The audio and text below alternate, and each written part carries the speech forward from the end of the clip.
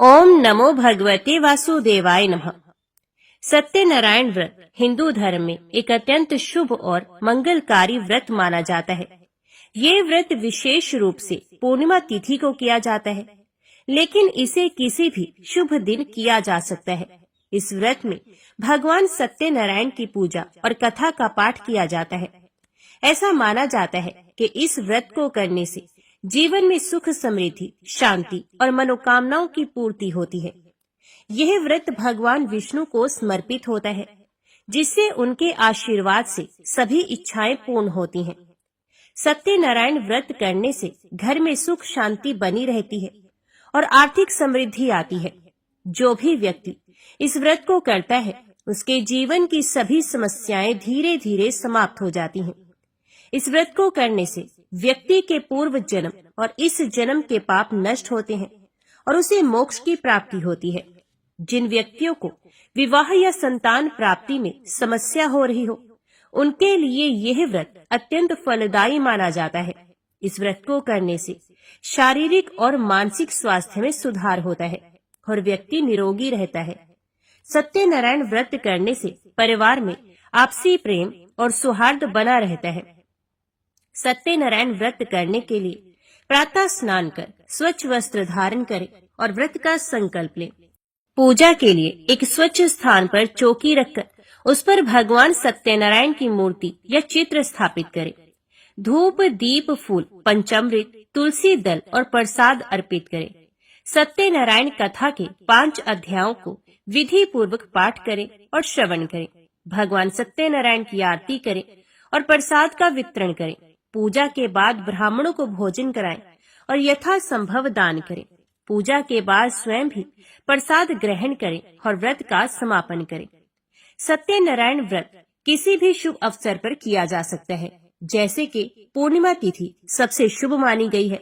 इसके अलावा अक्षय तृतीया, गुरुवार को, दीपावली में, होली, जन्माष्टमी, नव वर्ष आदि विशेष पर्वों पर या फिर गृह प्रवेश के समय, विवाह के समय, संतान जन्म, व्यापार प्रारंभ करने के लिए, परीक्षा आदि शुभ कार्यों के पहले इस व्रत को करने के विशेष फल प्राप्त होते हैं। पूर्णिमा पर सत्यनारायण भगवान के व्रत का विशेष महत्व है। इस व्रत को करने से व्यक्ति के जीवन में सुख, शांति, समृद्धि और सफलता आती है। जो भी व्यक्ति श्रद्धा और भक्ति भाव से इस व्रत को करता है, उसे भगवान सत्यनारायण की कृपा प्राप्त होती है और उसके सभी कष्ट समाप्त हो जाते हैं। तो अभी सुनते हैं श्री सत्यनारायण भगवान की व्रत कथा। ऋषियों ने सूत जी से पूछा, महामुनि, किस व्रत या तप से अभीष्ट फल की प्राप्ति होती है? हम सुनना चाहते हैं, कृपया बताइए। सूत जी बोले, देवऋषि नारद ने यही बात भगवान कमलाकांत से पूछी थी। उन्होंने जो उसका उत्तर दिया था, उसी को आप सुनिए। एक दिन दूसरों पर अनुग्रह करने वाले योगी नारद जी विविध लोकों में घूमते हुए मृत्यु लोक में आए। उन्होंने देखा, यहाँ के सभी मनुष्य भांति भांति के दुखों से पीड़ित हैं और अपने अपने कर्म के फल स्वरूप विविध योनियों में जन्म लेकर कलेश पा रहे हैं। वे सोचने लगे, किस उपाय से इनका दुख निश्चित रूप से दूर हो सकता है। मन ही मन इस प्रकार सोचकर वे विष्णु लोक में गए और वहां जाकर उन्होंने शंख, चक्र, गदा, पद्मधारी, वनमाला से विभूषित शुक्ल वर्ण चतुर्भुज देव देवेश्वर भगवान नारायण को देखकर कुछ कहना चाहा। नारद जी बोले, आप मन और वाणी से अतीत अनंत शक्ति हैं, आदि, मध्य और अंत से रहित हैं, निर्गुण है, गुणात्मा है, सबके आदि भूत है और भक्तों के दुख का नाश करने वाले हैं। आपको नमस्कार है। भगवान विष्णु ने नारद का स्तवन सुनकर उत्तर दिया। श्री भगवान बोले, महाभाग, तुम किस लिए यहाँ आए हो और तुम्हारे मन में क्या अभिलाषा है? बताओ, मैं तुम्हारी सब बातों का उत्तर दूंगा। नारद जी बोले, मृत्यु लोक में मनुष्य पाप कर्म वश विविध योनियों में जन्म लेकर नाना प्रकार से कलेश पा रहे हैं और अपने अपने पापों का फल भोग रहे हैं। हे नाथ, उनके वे सारे कलेश सहज में ही कैसे दूर हो सकते हैं? यदि मुझ पर आपकी कृपा है तो वह उपाय मुझे बताइए, उसी को सुनने की मेरी इच्छा है। श्री भगवान ने कहा, वत्स, लोगों के प्रति अनुग्रह कामी होकर तुमने बड़ी अच्छी बात पूछी है। जिसके करने से मनुष्य मोह से मुक्त होता है, वह मैं तुमसे कह रहा हूँ, सुनो। एक अत्यंत पवित्र व्रत है जो स्वर्ग या पृथ्वी पर अति दुर्लभ है। मैं स्नेहवश हे विप्र आज उसी को प्रकट कर रहा हूँ। इस व्रत का नाम सत्यनारायण व्रत है। इसको भली भांति विधान पूर्वक बतलाता हूँ। इस व्रत का सम्यक रूप से अनुष्ठान किए जाने पर इस लोक में सुख भोग कर मनुष्य परलोक में मोक्ष को प्राप्त करता है। भगवान की इस बात को सुनकर नारद जी ने फिर कहा, इस व्रत का क्या फल है, इसकी क्या विधि है और किसने ये व्रत किया था तथा कब किया था, ये सब विस्तार पूर्वक बतलाइए। श्री भगवान बोले, इस व्रत से दुख शोक आदि का नाश होता है, धन धान्य की वृद्धि होती है और यह व्रत सौभाग्य संतति तथा सर्वत्र विजय प्रदान करता है। मनुष्य भक्ति श्रद्धा के साथ जिस किसी दिन ये व्रत कर सकता है, परंतु सत्यनारायण देव निशामुख अर्थात संध्या के समय पूजे जाने पर संतुष्ट होते हैं। धर्मपरायण मनुष्य ब्राह्मण और बंधु बांधवों के साथ यह व्रत करे, भक्ति के द्वारा भोग लगाए। भोग उत्तम पदार्थों का होना चाहिए। भोग सवा के हिसाब से, जैसे कि सवा छटाक, सवा पाव, सवा सेर आदि होना चाहिए। केला, घी, दूध, गेहूं, गेहूं काटा, गेहूं काटा ना मिलने पर चावल काटा और चीनी अथवा गुड़ का भोग लगाना चाहिए। ये सभी चीजें परिमाण में सवा के हिसाब से होनी चाहिए और सबको एकत्रित कर निवेदन करना चाहिए। तदंतर घर के लोगों के साथ कथा सुनकर ब्राह्मण को दक्षिणा देनी चाहिए। इसके बाद ब्राह्मणों को प्रसाद खिलाकर अपने बंधु बांधवों के साथ भक्ति पूर्वक स्वयं प्रसाद ग्रहण करना चाहिए और भगवान के सामने प्रेम प्रवश होकर नाचना और गाना चाहिए। इसके बाद स्तुति करके सत्यनारायण भगवान का स्मरण करते हुए घर जाना चाहिए। इस प्रकार करने पर मनुष्य को निश्चय ही मनोवांछित फल प्राप्त होगा। विशेषकर इस कलयुग में तो सत्यनारायण व्रत के अतिरिक्त पृथ्वी पर अभिष्ट सिद्धि का और कोई उपाय ही नहीं है। पूर्व काल में एक ब्राह्मण इस व्रत को करके कृत्य हो गए थे। अब उनकी कथा कहता हूँ। काशीपुर ग्राम में एक निर्धन ब्राह्मण रहते थे। वे भूख प्यास से व्याकुल होकर सदा पृथ्वी पर भटका करते थे। ब्राह्मण को दुखी देखकर ब्राह्मण प्रिय भगवान वृद्ध ब्राह्मण का रूप बनाकर उनके पास आए और उन्होंने आदर के साथ पूछा, ब्राह्मण देवता, आप किस लिए अत्यंत दुखित होकर सारी पृथ्वी पर भटक रहे हैं? यदि आपकी अभिरुचि हो तो सारी बात मुझसे कहिए, मैं सुनना चाहता हूँ। ब्राह्मण ने कहा, मैं बड़ा गरीब हूँ और भीख मांगने के लिए ही इस प्रकार भटकता रहता हूँ। आप कोई उपाय जानते हो तो हे प्रभु कृपा पूर्वक मुझे बताइए। वृद्ध ब्राह्मण ने कहा, सत्यनारायण विष्णु भगवान मनचाहा फल देते हैं। द्विजश्रेष्ठ, आप सत्यनारायण का उत्तम व्रत करें।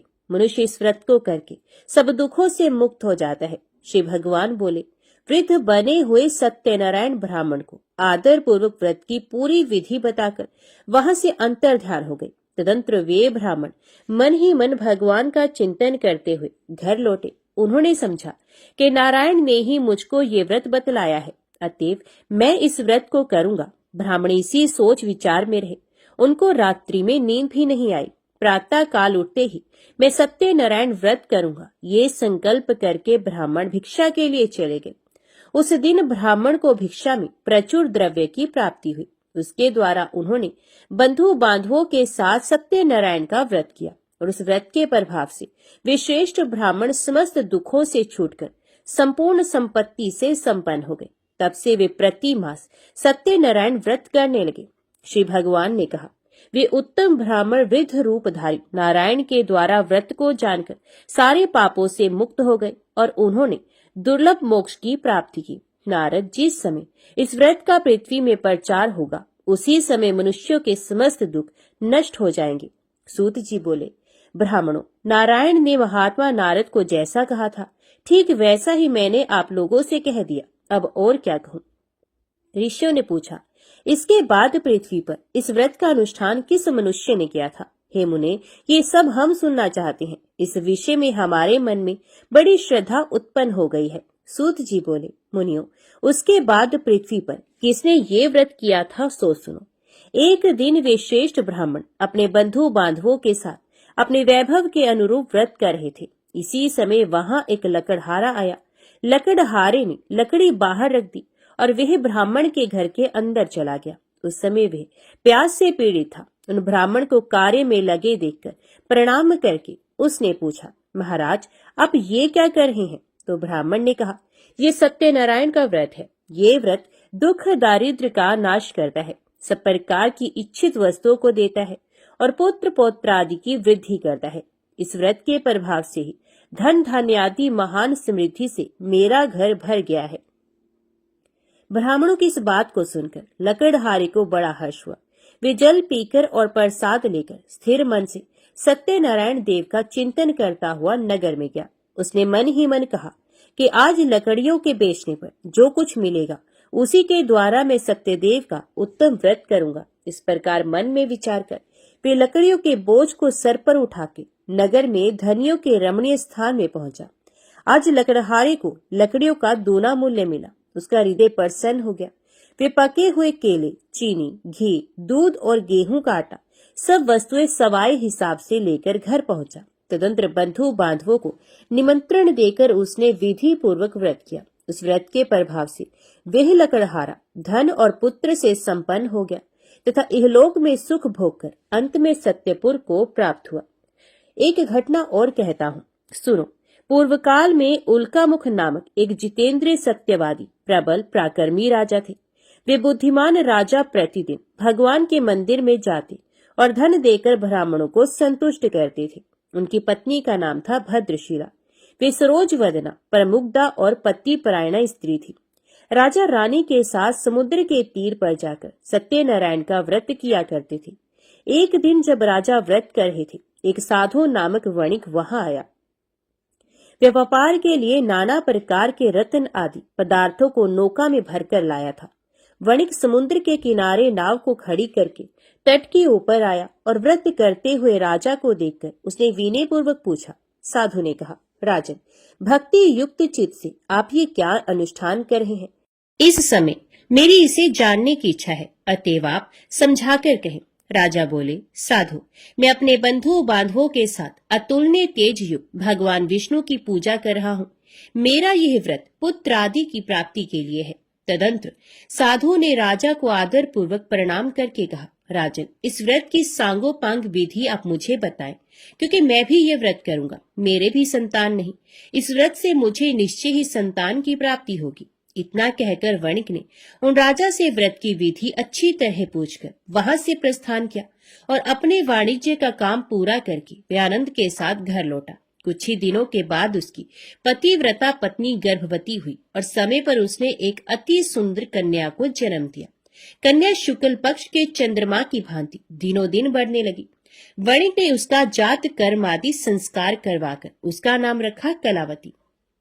तदंतर वणिक पत्नी लीलावती ने मधुर वचनों में पति से कहा, स्वामी, अपने पूर्व में जो सत्यनारायण व्रत करने की प्रतिज्ञा की थी उसे अब पूरी क्यों नहीं कर रहे हैं? तो साधु ने उत्तर दिया, प्रिय, मैं कलावती के विवाह के समय सत्यनारायण का व्रत करूंगा।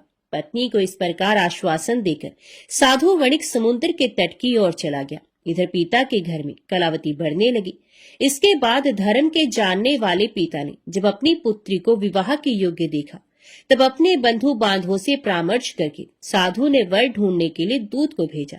दूत साधु का आदेश पाकर कांचन नगर गया और वहां कलावती के योग्य एक उत्तम वर की खोज करके वहां से उस वणिक पुत्र को साथ लेकर लौट आया। साधु वणिक उस सुंदर और सद्गुणी वणिक कुमार को देखकर बड़ा प्रसन्न हुआ और अपनी जाति बंधुओं के साथ मिलकर प्रसन्नता पूर्वक यथा विधि अपनी कन्या को उसको अर्पण कर दिया। दुर्भाग्यवश कलावती के विवाह के समय भी वणिक उस उत्तम व्रत की बात भूल गया। इससे भगवान उस पर रुष्ट हो गए। कुछ दिनों के बाद वह व्यापार में निपुण वणिक अपने श्रीमान जमाता को साथ लेकर व्यापार के लिए बाहर गया और राजा चंद्रकेतु के राज्य में समुद्र के समीप रमणीय रतनसार नगर में जा पहुंचा। वहां एक पुरी बनाकर वे अपना व्यापार करने लगा। उसी समय प्रभु सत्यनारायण ने साधु को मिथ्यावादी जानकर उसे शाप देते हुए कहा, आज से कुछ ही दिनों में यही तुम दुख को प्राप्त होगे। इधर उसी दिन एक चोर ने राजमहल में धन चुराया।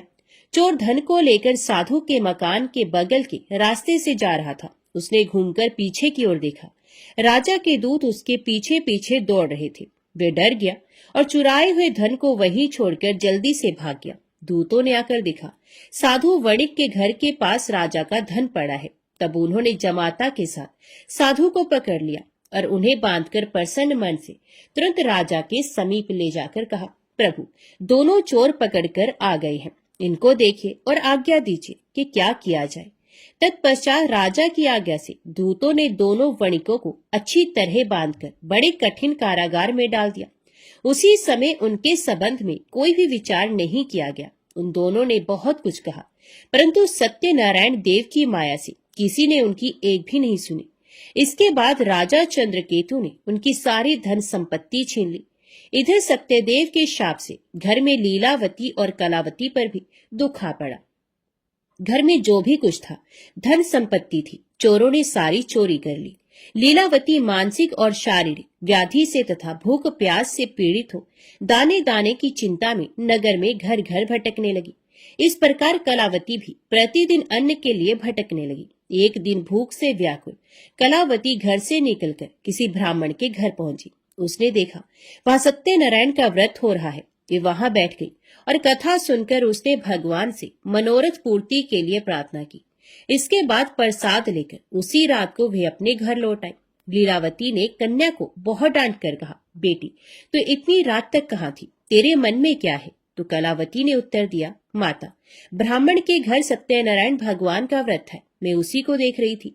सत्यनारायण का व्रत मनोरथ पूर्ण करने वाला है।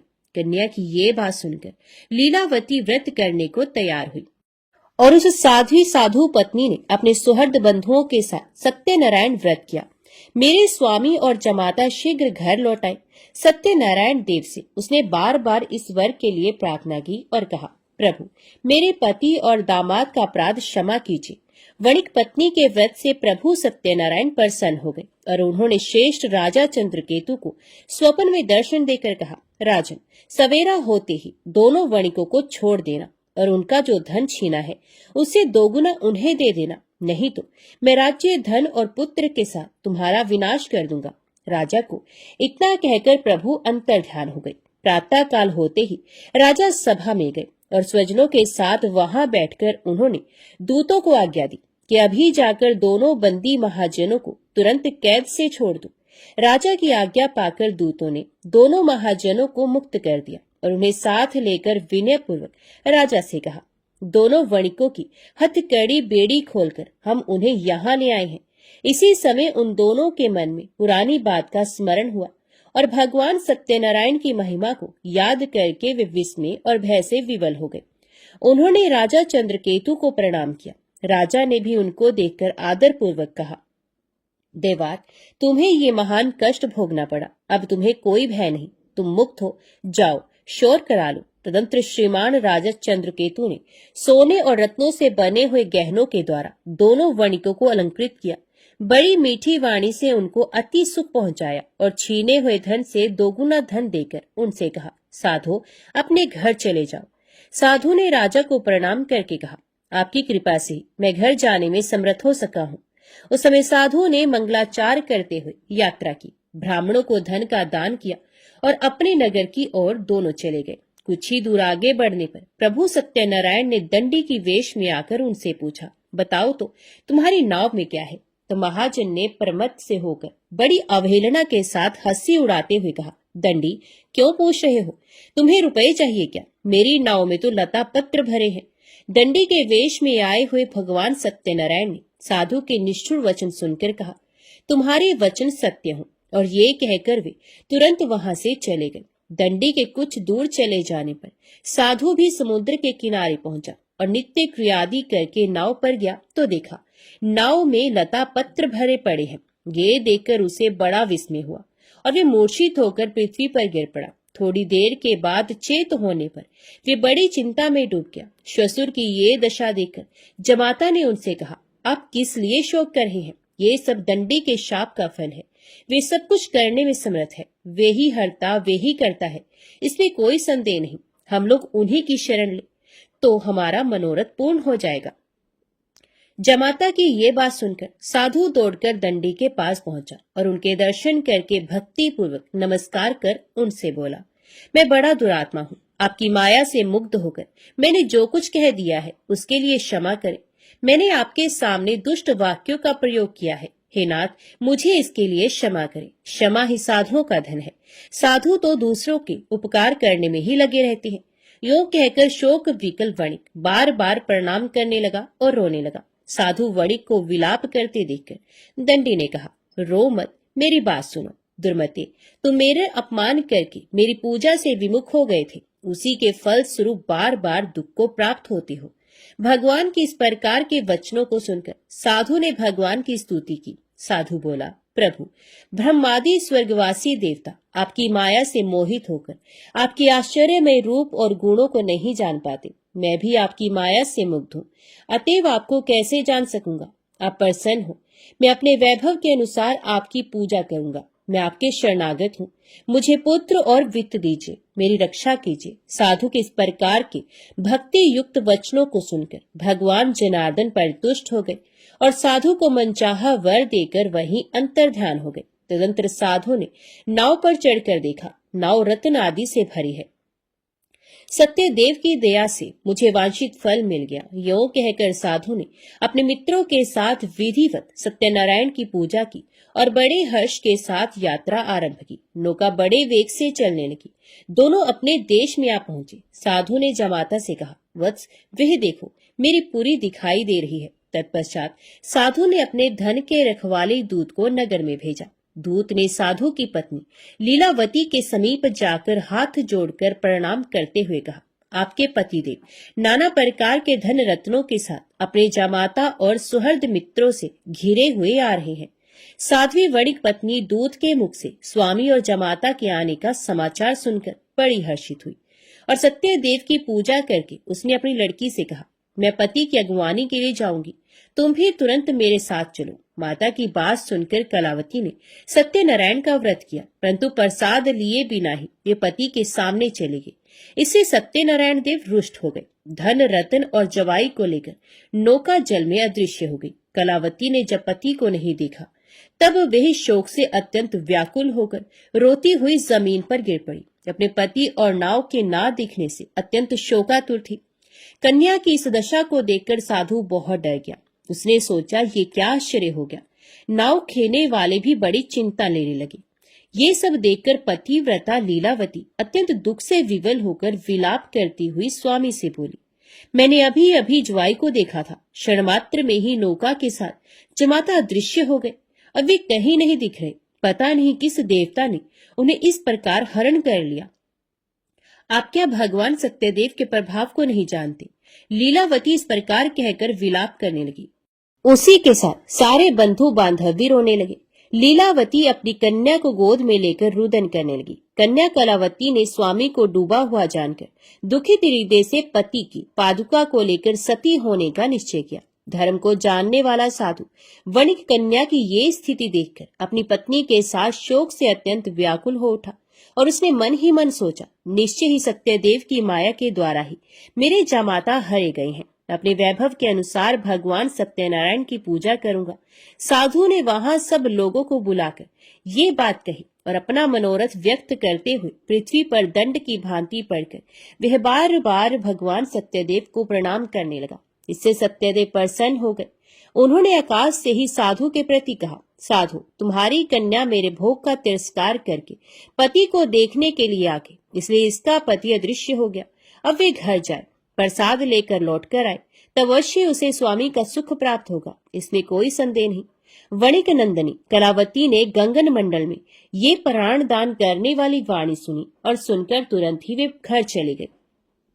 वहां जाकर उसने प्रसाद लिया। तदंतर वे जब लौटकर आई तब अपने पति को, नाव को और समस्त बंधुओं को देखकर अत्यंत सुखी हुई। उसने पिता से कहा, पिताजी आइए हम लोग घर चले, अब देर क्यों कर रहे हैं। कन्या की इस बात को सुनकर वणिक प्रसन्न हो गया और विधि विधान के साथ भगवान सत्यनारायण की पूजा करके धन रतन और बंधुओं के साथ वे अपने घर पहुंचा। तदंतर प्रत्येक संक्रांति और पूर्णिमा को यथा विधि सत्यनारायण की पूजा करता हुआ वे इस लोक में सुखी होकर अंत में सत्यपुर को प्राप्त हो गया। सूत जी बोले, श्रेष्ठ मुनियों, एक उपाख्यान और सुनिए। पूर्व काल में वंशध्वज नामक एक प्रजा पालन में तत्पर राजा थे। उन्होंने सत्यदेव के प्रसाद का परित्याग किया था, इसलिए वे दुख को प्राप्त हुए। एक दिन राजा ने वन में जाकर विविध प्रकार के मृगों का शिकार किया। फिर जब विश्राम के लिए वे बरगद के वृक्ष के नीचे आए, तब उन्होंने देखा ग्वाले लोग बड़े संतुष्ट मन से मित्रों को साथ लेकर भक्ति पूर्वक भगवान सत्यनारायण देव की पूजा कर रहे हैं।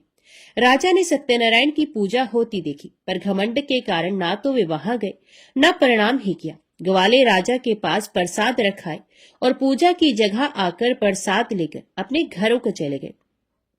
राजा ने प्रसाद नहीं लिया, इसलिए वे बड़े दुख में पड़े। उनके 100 पुत्र मर गए, धन धान्य आदि समस्त संपत्ति नष्ट हो गई। तब उन्होंने सोचा, सत्यदेव ने ही मेरा सब कुछ नष्ट कर दिया है, इसलिए जिस स्थान पर ग्वाले पूजा कर रहे हैं मैं वहां जाऊंगा।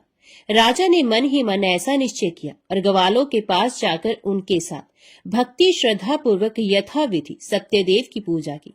तब सत्यदेव की कृपा से वे धन पुत्रादि से संपन्न हो गए और इस लोक में सुख भोग कर अंत में विष्णुपुर में जा पहुंचे। जो मनुष्य इस परम दुर्लभ सत्यनारायण व्रत का आचरण करता है, भुक्ति मुक्ति दायिनी इस पवित्र कथा का श्रवण करता है, वे भगवान सत्यदेव के प्रसाद से धन धान्य आदि समृद्धि को प्राप्त होता है। इससे दरिद्र धन पाता है, बंधी बंधन से छूटता है, भयभीत भय से छुटकारा पाता है और मनुष्य इस लोक में मनोवांछित फल को पाकर अंत में सत्यपुर में गमन करता है। यही सत्य है, इसमें संदेह नहीं है। ब्राह्मणों, आप लोगों को मैंने श्री सत्यनारायण व्रत कथा सुनाई। ये व्रत को आचरण करके मनुष्य सारे दुखों से छूट जाता है। कलिकाल में सत्य पूजा महान फल देने वाली है। इन देव को कोई सत्यनारायण कहते हैं और कोई सत्यदेव कहते हैं। ये नाना रूप धारण करके सबके मनोरथ को प्रदान करते हैं। ये सनातन सत्यदेव कलयुग में सत्य व्रत के रूप में अवतीर्ण होंगे। श्रेष्ठ मुनियों, जो मनुष्य नित्य इसका पाठ या श्रवण करता है, सत्य देव के प्रसाद से उसके सारे पाप नष्ट हो जाते हैं। सब प्रेम से बोलो, श्री सत्यनारायण भगवान की जय। आइए अब सुनते हैं श्री सत्यनारायण भगवान की आरती। जय लक्ष्मी रमणा स्वामी, जय लक्ष्मी रमणा, सत्यनारायण स्वामी जनपातक हरणा। ओम जय लक्ष्मी रमणा।